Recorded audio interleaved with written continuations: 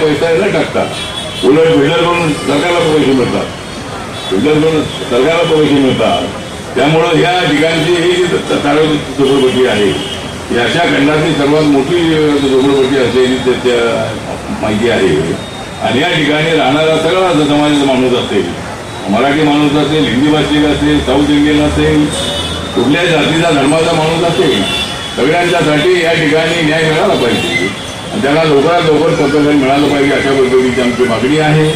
अदानी ग्रुपने लवकरात लवकर हे काम पूर्ण करावं. काही लोकांचा विरोध असला तरी विरोध असतो.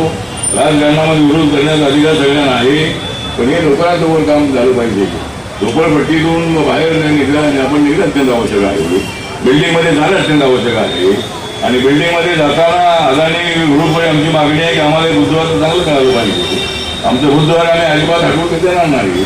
हटवून देणार नाही म्हणजे नवीन देणार असाल तर आम्ही हटवू, परंतु लवकरात लवकर हे काम पूर्ण होणं अत्यंत आवश्यक आहे. अशा पद्धतीची आपली मागणी आहे.